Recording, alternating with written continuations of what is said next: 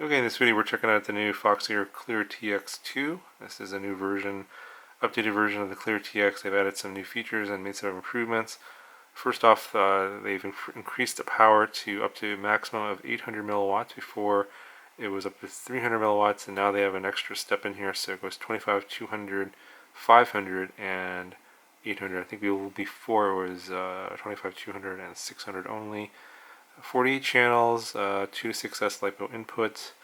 It does output 5 volts to a camera here, so 5 volts on ground, and the C is camera there, and that is on this connector here. There's a white, black, and yellow wire there. That's corresponding to the camera connection, this one here.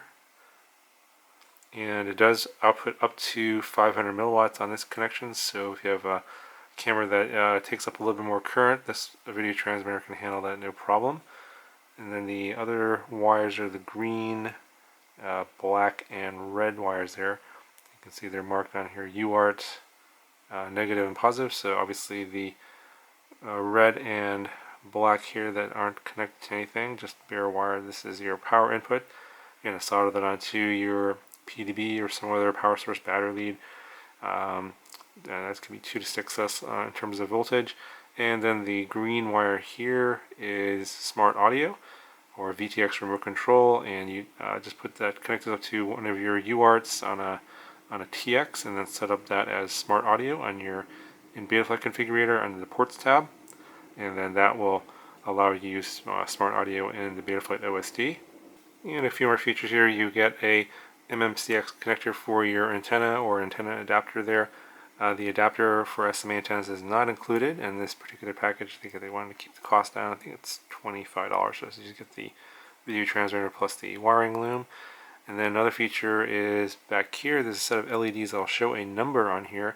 Normally it shows your bands and channel. And when you power it on, it has a little thing where it shows a number between 1 and 4. That will tell you sort of, if you don't really know what your last power setting is at when you turn it on, when you plug it in and give it power, that will light up, and then those numbers will be either 1, 2, or 3, and 4. And then 1 corresponds to 25 milliwatts, 2 is 200 milliwatts, 3 is 500 milliwatts, and 4 is 800 milliwatts. So if you don't remember what your power setting is, that will show up there when you first turn on the video transmitter, and so you can check that. Otherwise, it'll just show your bands and channels. You do have a button here, of course, to change your bands and channels, but of course, with smart audio now, that's probably the preferred way to go. And another thing to be aware of is that the video transmitter here, if it ships to the US, is currently locked when you first get it, so certain bands and channels are not available to you, and also power, so you have to unlock the video transmitter. So after you power on the video transmitter and it's got power, press and hold the button here between 5 to 10 seconds, and that will unlock all the bands and channels, and also the power available to you, so you can make those changes. Otherwise, when it comes to you, it comes crippled for US customers unless you have a ham license, and if you do, then you can unlock this.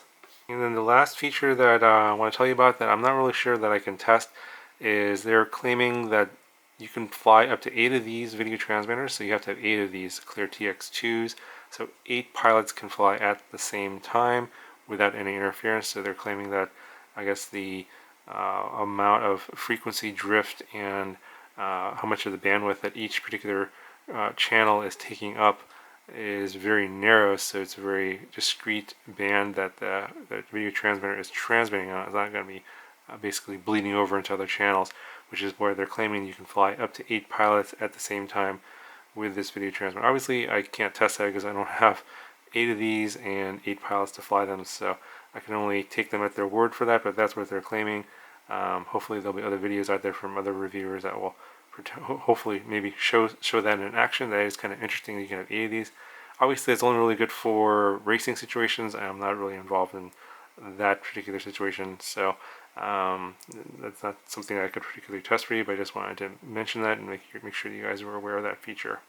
Anyway, I'll just show you a little bit of flight footage from this. I was flying around on 25 milliwatts, going about 200-300 meters away.